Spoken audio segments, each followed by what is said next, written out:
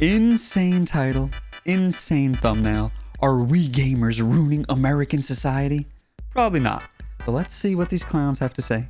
It's 2024 and they've gone and done it again. We're back with another attempt from the United States government to tell everyone how video games are causing violence in the world, creating extremists. So that's what this is about. Okay, I remember back in the day, whenever a new M-rated game was released, state of emergency, giant meltdown in the media, on the news, like the TV news, not even on articles.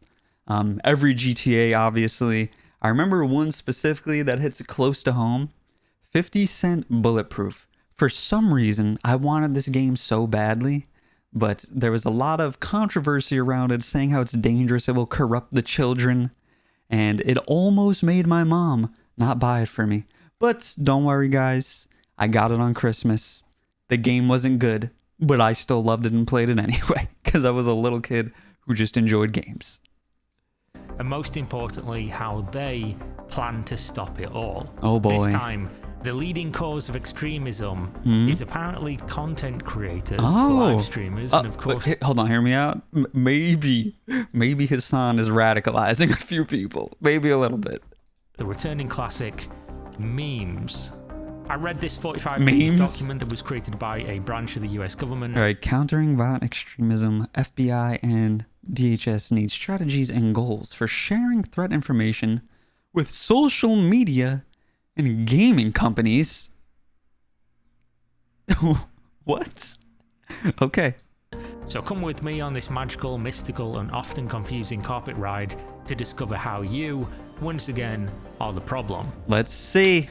First things first, who exactly wrote this report and what's the overall goal? Yeah, who do we hate? It was created by an organization called GAO, also known as the US Government Accountability Office. This office is funded by and directly reports to the US Congress, with the lead position being called the Comptroller General, a position that is assigned by the US President.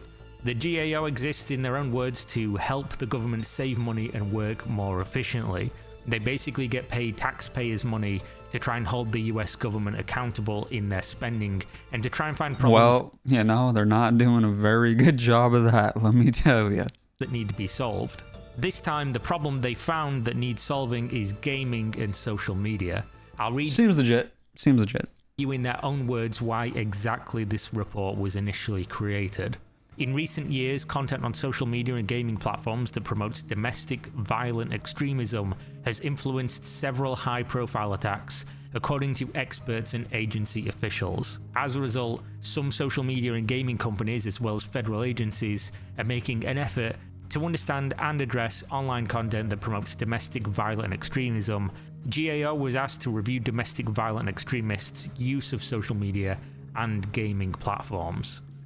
Essentially, they're putting forth the idea, directly, that gaming and social media has contributed to some heinous acts of violence. And I will agree that social media has, just because it's so prevalent. But where's the gaming tie-in? Where are they going with this one?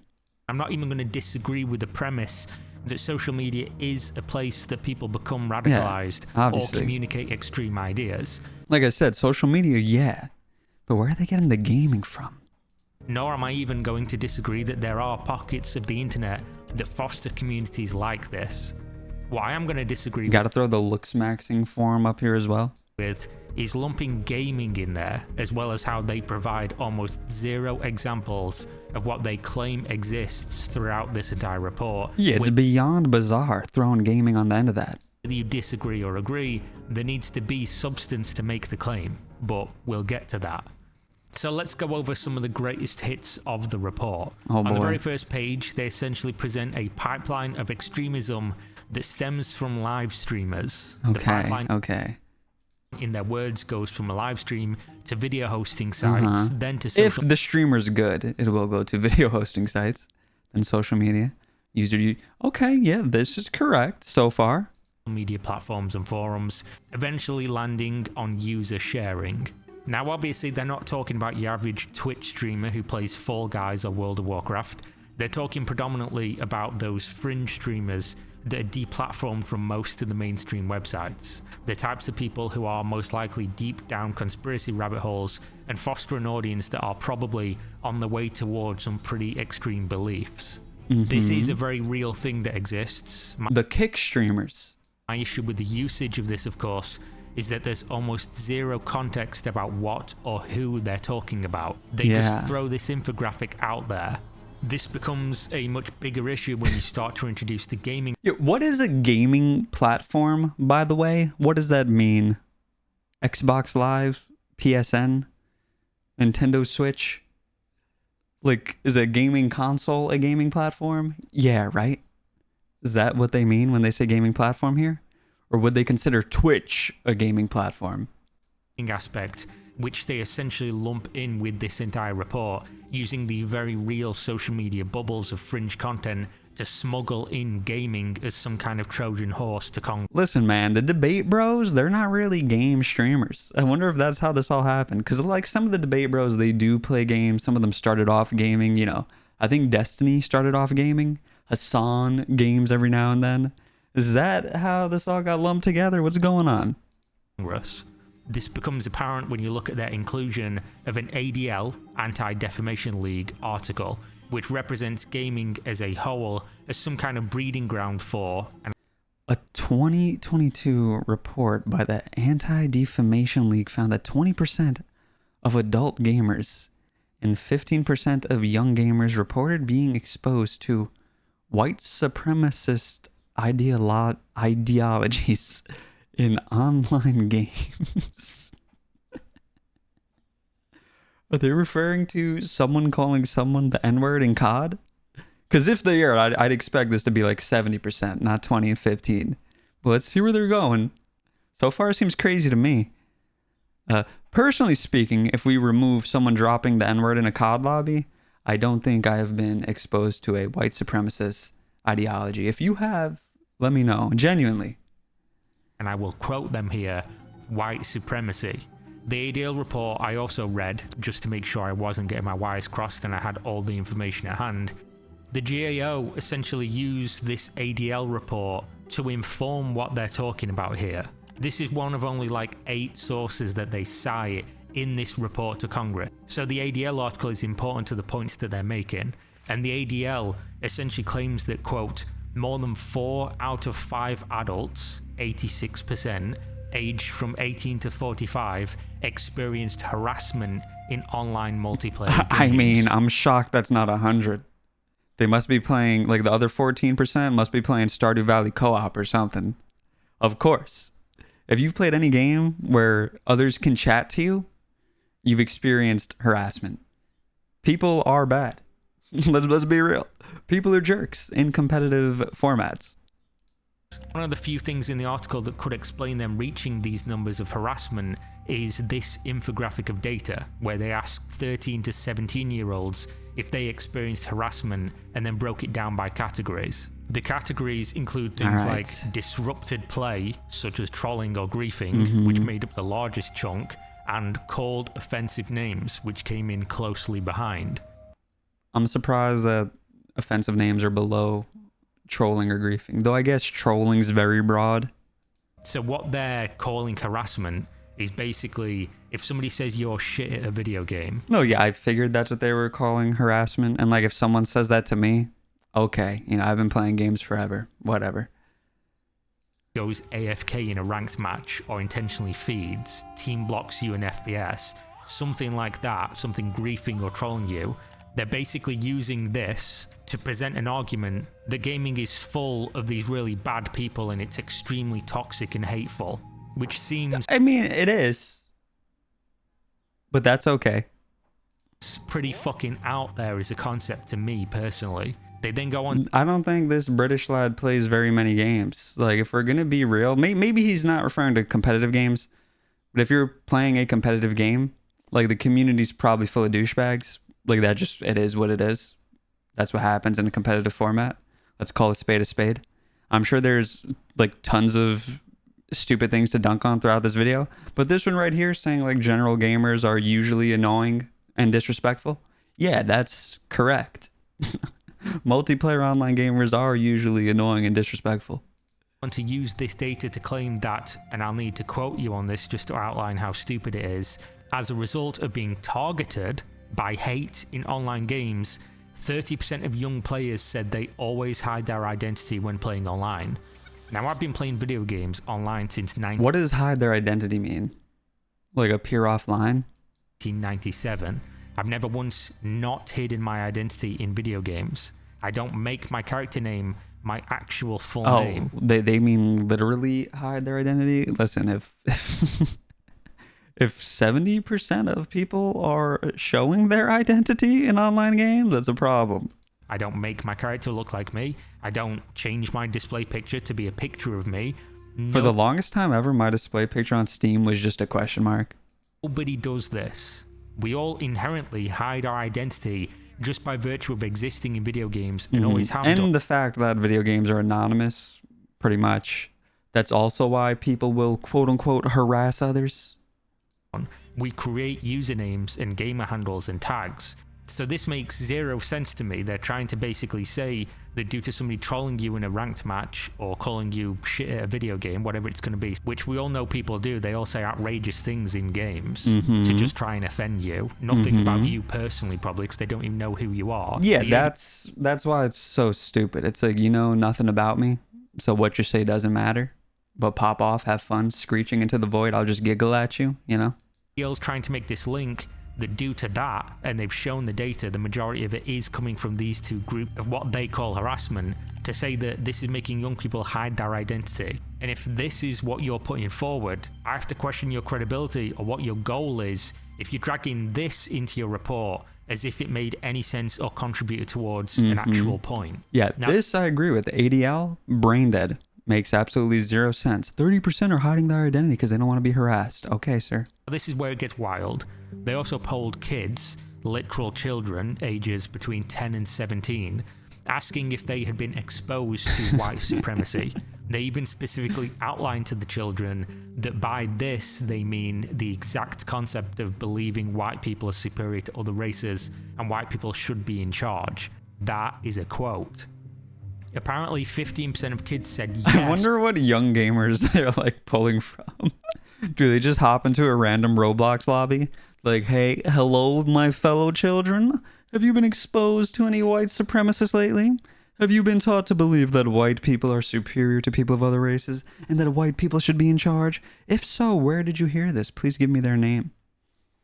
They have been exposed to this in multiplayer games, at which point I'd ask, what the fuck are kids playing nowadays for this to be the case? You don't have to wait long because the answer... Roblox, look, it's true. Roblox, Third Reich Simulator. There is the Eiffel Tower. They're about to storm and take control, let it be known. Is apparently Roblox.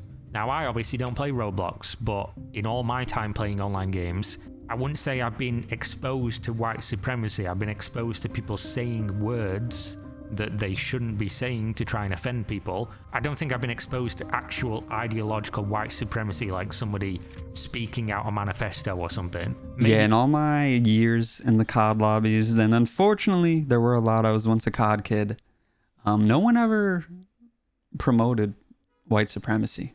They said a lot of N-words, and if you do consider that white supremacy, then sure.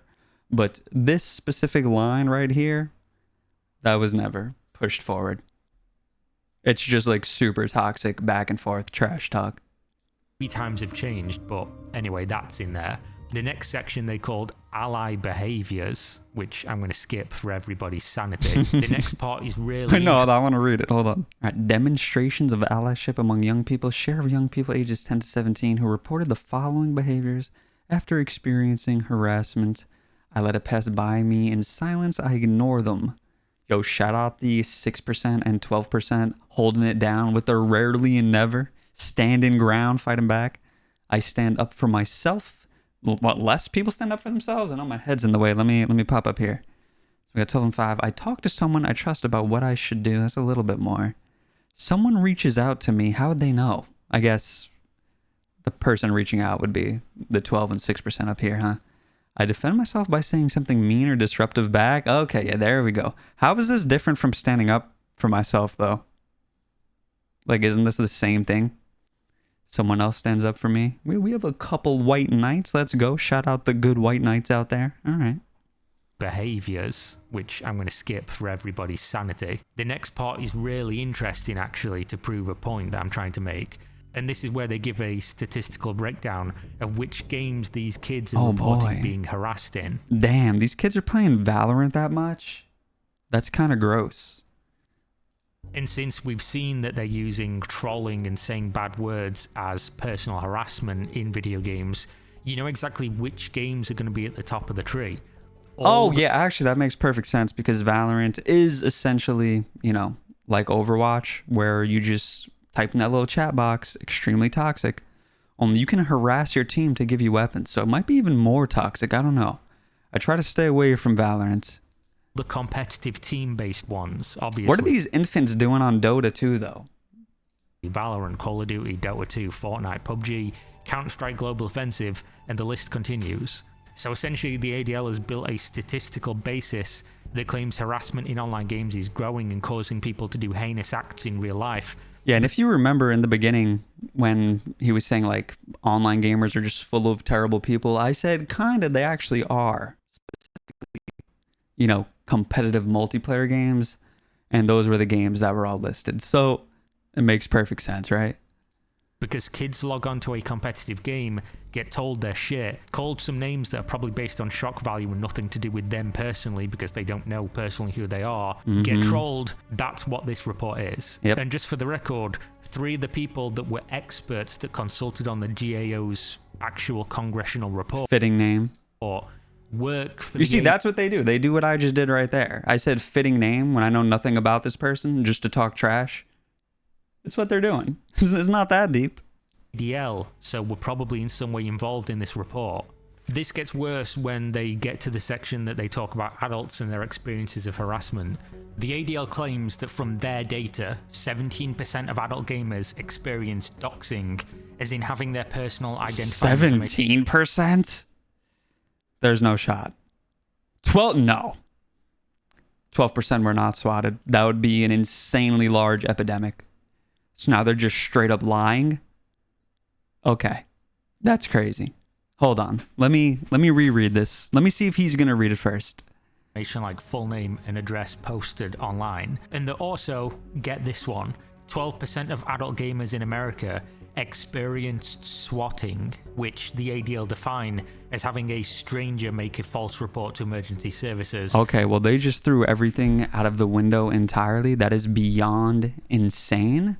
Like I just said, if this were true, it would be a nationwide epidemic. It would be all over the news. That's absurd. 12% of streamers haven't even been swatted, let alone adult gamers. To target somebody. So they're claiming out of 60 million American adults that play video games, 7.2 million of them have experienced swatting. You see what I mean? Can we implode this company? Whatever the hell they do? I don't think they deserve to exist anymore. With also 10 million of them experiencing doxing, which I'm just going to say, I don't believe these numbers. I don't believe that they're real. They're clearly not real. Way I could conceive of this being true. Obviously, I know doxing and swatting do happen, but to random people in video game lobbies, at a combined rate of 29% of 60 million people, there's not a chance that that can be the case. That would mean statistically, every game you join of, say, Valorant or CSGO with 10 people in there, almost 3 out of the 10 have been doxed or swatted before due to a video game match that they played. That number just feels absurdly high and reads like fiction, created to support a narrative that makes gamers appear to be considerably more dangerous than they are. Anyway, that ADL report is a video all on its own. I obviously have gone a little bit deeper into that because this is a large basis for the rest of the GAO report as it pertains to gaming specifically. I just wanted to give you a background on what this report was using when it was presenting this narrative to Congress. They were using garbage. Good to know. This is what they claim is... Honestly, this is making the newscasts about state of emergency being dangerous for malls. It's making it look rational right now. Factual basis for their objective reporting. Now, not only do they use this ADL report as a source, they also used a Department of Homeland Security report called Homeland Threat Assessment 2024, the Federal Bureau of Investigation and Department of Homeland Security report called Intelligence Assessment and Data on Domestic Terrorism, a January 6th report on domestic terrorism, a PEW Research Center social media fact sheet, Entertainment Software Association's Essential Facts about US video game industry, and last but not least, the US Secret Service Mass Attacks in Public Spaces report. You can find all of those within the main GAO report, which I will link below. So it seems like most of the gaming inclusion here comes from that ADL report, and that specifically comes from a mass shooting event in Buffalo, which they linked to gaming because the shooter released a manifesto stating, I'm just saying I probably wouldn't be as nationalistic if it weren't for blood and iron on Roblox. Is this a World War II Roblox game? Damn, that meme I said about Roblox getting ready to march at the Eiffel Tower, it turned out to be true. Radicalized by a Roblox custom game, which we've seen before with people claiming after they've done something really bad that a video game made them do it, which is obviously nonsense. It's not engaging in reality. Yeah, mental illness made them do it. I don't know why we'd believe these people. There's obviously something wrong with them to do that in the first place. So to then say what they've written or said makes them a trustworthy narrator, and we should take on surface level what they think did this to them is ridiculous as a concept. Yeah, someone who does something as bad as that's like someone that we shouldn't listen to at face value. You know what I mean? That's someone whose brain clearly isn't working 100% there. It's never the video game. It's always a mental health crisis and a failure of society to help that individual. The avenue or venue for the radicalization is hardly relevant, nor is it ever the actual video game. It's so true. Always people they meet who share similar ideas, which then makes it not about gaming at all and about the core issue of mental health and any tool to communicate or find peers. Is there a particular reason that radicalized you the most? Yes, and his name is Brenton Harrison Tarrant. Brenton's live stream started everything you see here. Brenton started my real research into the problems with immigration and foreigners in our white lands. Without his live stream, I would likely have no idea about the real problems the West is facing. Right, so I guess this is where they were tying the whole live streaming aspect into it. It was based off of the Buffalo guy. Okay. Which is why these reports always miss the mark for me, as they focus entirely on things like gaming being an issue, ignoring the fact that gaming is not the problem and never has been. They totally miss the forest for the trees. You should be trying to solve people's mental health and what's leading them to this path, instead of skipping that step and just saying, let's try to monitor these places where people are meeting. Which again, I think on the totem pole of how people do these things, gaming is probably very low. Yeah, very hard to agree, but I do think it's an easy out for the government. You know, they don't want to admit there's a mental health crisis. They don't want to admit that, like, let's be real here, the American health system, pretty terrible. These people cannot get the help they need. So if America's like, oh, they did this because they're mentally unwell, everyone be, well, America, maybe you should treat them. And then America's just going to sit there twiddling their fingers, you know? So blaming gaming is easy for them. Let's go back to the GAO report. They then outline, and I'll quote the section, ways that domestic violent extremists use online platforms. And then they show an infographic talking about memes. Essentially saying, and again, I don't necessarily entirely This one might be the stupidest one yet. Let's see. Unless they're just talking about like extreme super turbo racist memes, then I guess. But from what we've seen so far, I feel like they're talking about normal memes. This is like when people were trying to make Pepo, the frog, like a racist symbol. No, bro, shut the hell up. Disagree. The people use memes to spread a message to there a large it is. audience. There it is. And then a small portion of people that message reaches and resonates with move to a private communication group. Then, of that small communication group, an even smaller percentage of those people might wind up doing something radical. This is not untrue, this does happen. I know we've all seen some incredibly racist, sexist, or otherwise outrageous memes on social media. And of course, you're going to use anything that's popular as a way to convey an idea for anything, positive or negative. But I'm going to hazard a guess that most of the time people sharing those, even if they're bad, even if they're memes based on things most people consider bad, they aren't on a mission to recruit people to any kind of cause. I'm inclined to agree. They're often just laughing at the ridiculousness of it. They're just sharing them because they find them funny. Obviously, I don't agree that they're funny, but I don't think everybody who shares something that's, some kind of way is out there trying to recruit people. And we have examples of this, so that's why I don't rule it out as existing. We can just look at things like involuntary celibate, or better known as incels. These people do see and share these memes, then they end up in a community where they get further radicalized, and then things happen. They have done, we've seen them. The next section discusses the mass shooting in Buffalo and makes an absolutely wild... Listen, all incels are gamers, but not all gamers are incels. We're innocent, I swear. Gamers. ...leap of logic. They claim that due to the gunman putting a camera on his head and then carrying out the attack, that he was, quote, replicating the visual style of a first-person shooter game. Are you kidding me? That is ridiculous. It's a GoPro, dude. Skateboarders put them on their head. BMX fellas put it on their head. It's just where you put it. This is such a reach. Which is utter fucking nonsense. It's just a convenient place to put a camera, which is why it's used in pretty much every outdoor activity. No, you see, this dude, he did this because of Mirror's Edge, the first-person parkour game. You wouldn't understand. Video ever. They just put a GoPro on their helmet. There's zero link to the idea he was trying to replicate anything. Like, legit, the mental gymnastics these clowns go through to justify whatever the hell they're trying to do in here is ridiculous. This just discredits the report and exposes the clear agenda directly in the face of their stated mission of objective and neutral reporting.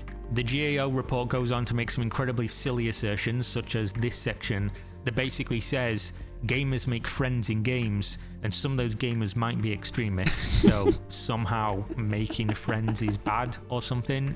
I don't know exactly what the point is here, to be honest. That goes for anywhere, man. You can find some extremists anywhere you go. You can find them in your college. They just say... We gotta stop college, man. It's too dangerous. Extremists make friends in games, and that could be a bad thing. The funny section comes up next, where they basically contradict most of what they're claiming with a single sentence that reads, boy. One expert noted, there is no evidence directly linking violence in video games to real-world violence. But they then go on to immediately hit you with the however, and then say that extremists will use certain games to target people who play violent ones, and even make their own games to recruit people. You know who makes their own game to recruit people? Someone let me know in my recent video, so shout out you. The U.S. military, they made their own game to recruit people. Let me pull it up. So here you go, America's Army. And as you can see here, developers, United States Army. Publishers, United States Army. America's Army was a series of first-person shooter video games developed and published by the U.S. Army, intended to inform, educate, and recruit prospective soldiers.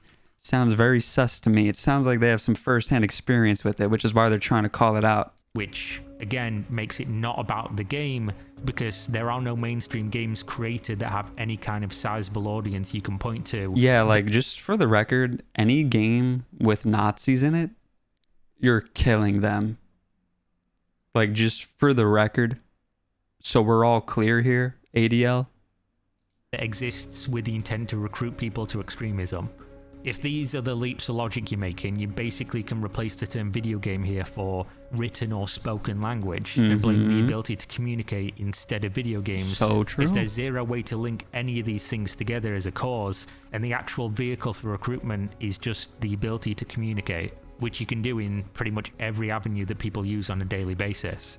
This is like blaming electronic mail for people being extremists because somebody can email somebody else. Like, yeah, as soon as you allow people to talk to each other, if they find somebody who's into the things that they're into and they're bad things, of course, they're probably going to get together and talk about the bad things.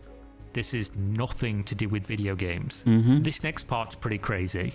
According to some companies they spoke to, big tech and social media in particular, They assign human workers to specifically monitor people who they believe are, quote, bad actors, not just on their platform either, meaning they employ people who follow them around digitally to other platforms and mediums. Wow. Filing reports and keeping tabs on them. That's the social media companies doing that, not the government. That information is then obviously going to be shared with federal government. This next part was pretty funny, to be honest, until I thought about it more. The GAO report links... That's like the best defense I've ever seen to get someone to not say the N-word on social media or video game. If you do it, you're going to get stalked by the government. Don't do it, guys. I'm telling you. If you weren't convinced yet, maybe that'll convince you. In profile pictures on social media to violent extremists. They state specifically that many white supremacists use ancient Greek, Roman, and Norse imagery to, quote, create an aesthetic that supports their narrative. Damn. It's over, fellas. When was the last time you thought about the Roman Empire? Be honest. For me? This morning. I guess that means I'm a white supremacist. You probably are too. We've all seen the memes. I know you're thinking about the Roman Empire. You can't fool me. As far as a Norse, I don't know. I'm not a God of War fan. Is God of War even Norse? I don't know, bro. Now, this on surface level sounds ridiculous, right? But I'm not going to lie. I have been playing Hades too as well, so they got me on the Greek. Guys, almost every time I see someone saying some deeply racist or sexist shit on my Twitter timeline, they almost always have a picture of a Roman centurion or some old Greek statue. I was actually like speaking about this on my shoe video, and it's kind of funny because these types are the types to, you know, like hate gay people. And it's like, brother, those ancient Greek fellas, even those Roman fellas, they engaged in a little bit of homosexuality. I hate to break it to you. So if you want to rep them, you can. Just understand they probably don't see eye to eye with you on the homophobia. This was obviously funny to see in a government report because it sounds stupid, but at least anecdotally this one tracks with what I've personally seen. Though obviously the issue lies in grouping people together as if they're all doing that if they have the same profile pictures. Because at the end of the segment... Yeah, those are just like very popular. You know, like people in general, men in general, they like the Roman Empire. You know, that's why that was a whole TikTok trend for a reason. Specifically state, one of the experts noted that this type of imagery may not directly violate company content policies, but it helps draw others into this worldview, which doesn't even mention the people using these pictures doing anything. It just draws a line under those profile pictures and says they're bad. One last thing I want to highlight, the report also states the federal government is collecting evidence on social media, which we already knew, but now you have it in black and white that if you post some memes that they consider to be an issue, you're probably now on a list. But unlike Santa Claus, where you have to do something really wrong, it could just be you posting a Pepe or something, which let me remind you... Oh no. Guys, if it's posting a Pepe, I'm on the list. Let me tell you, we're in trouble. My Twitter must have like 800 Pepes. I'm not even counting a Twitch chat. If they count a Twitch chat, it's over. The ADL Follow me on Twitch, by the way. Twitch.tv/Noggin Movement. Link in the description below. still considers a hate symbol. Have no fear though, because the federal agency responsible for collecting your memes and your social media information does not join Discord servers, so gamers are mostly safe from this. Go! They're not really allowed to go anywhere where they would be required to interact with you directly, presumably due to entrapment or something like that, so they just stick to public places. That being said, throughout these reports there are also claims that Discord is a bad place and also somehow complicit in creating extremists and radicals. Well, you know what? Discord is kind of sus. I mean, any place where you can build a community is sus. But, you know, like he was saying, like emails are bad, Discord's bad. But what this made me think of is there's this streamer on Kick. I'm forgetting his name. I apologize. I'll put the picture on screen.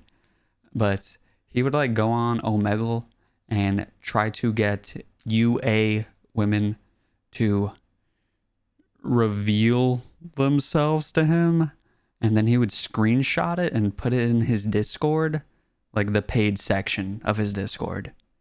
Isn't that insane? Do you know how insanely illegal that is? Worst part is, I do not think he got into legal trouble for this. Just like gaming apparently is. The reason they come to this conclusion is solely because it can be used for bad people to communicate, which again, anything online can be used to communicate by It's like what I was saying. bad people, but they obviously feel the need to point at gaming and Discord specifically. So to me, clearly this report was completely lacking in any form of evidence, factual or objective reporting, despite the claim that that's what the GAO exists to do. They use terrible reports from the ADL that make zero fucking sense, to be honest, to lump gaming into the equation when this report should have focused solely on social media, which they can probably make a much stronger case for. Obviously, you've got big people on these alternate social media platforms that do run live streams and post videos that have some pretty extreme beliefs, some nationalistic beliefs, things like that. But you don't see that in gaming. It just seems like another time where gaming's getting blamed for something that it really has nothing to do with, despite not a single study existing that links violence to video games, even the most violent games in the first place. I do want to say that obviously there will be examples and cases of people finding each other in video games and then going on to a private server somewhere and eventually maybe doing something radical like the report claims. That's common sense. Any avenue where people can communicate with each other presents the opportunity for this to happen. And obviously the games that host user-generated or created content, such as, for instance, Roblox, are games that are more likely to have this occur. Games that host player-generated content as well as games for children probably do need more strict monitoring and moderation for exactly those reasons. But to take the entire gaming industry and just throw that to the wolves over a concept that is so common sense and apparent, with zero evidence of any of the claims outside of saying it can happen, is wild for a government agency to be doing. They may as well say the internet, the postal service, the local town board, talking in the street, the telephone system, or any form of communication is the issue. That would make just as much sense as saying specifically gaming is the problem. Yeah, like, with all due respect, out of these 6, gaming's probably the least offensive. That's what makes this report so crazy. What bothers me most is that these reports always present everything as bad. They state that gamers can become radicalized, but they don't mention that gaming can also bring people together, create friendships, help people who might be struggling with isolation or on the path to radicalization. So true. By bringing them into situations with other gamers who enrich their life and unknowingly bring them back from a dark path. They would Not to mention all the disabled people who are like stuck, they feel isolated. Gaming is a great, what's the word? Outlet. I could not think of it for the life of me. A great outlet for them. rather pretend that gaming is somehow an issue or that any of these problems are inherent to the medium. Gaming can give people a place to belong, introduce them to kindness, companionship, and understanding, but in their world, they only see the bad. And the scary part is that the report was accepted, with the Department of Homeland Security and the FBI agreeing to their recommendation, which is incredibly vague in the first place. But anyway, there we go. Another example of gamers bad. There was over 250 pages of documentation here between the sources. So if you want to go read, enjoy. I don't. It will be linked in the GAO report, which you'll find down below. And remember, next time you post a meme, they're watching you. All right. Well, wow. That was something. Good video, man. That made the old news reports feel like nothing. That was pure brain rot. That was terrible. Wow. Let me know if you think gamers are the biggest threat to American society. Or honestly, just let me know if you agree with anything that was said in here, if you disagree with anything I said, etc., etc. Handshakes all around. I'll see you in the next one. Adios.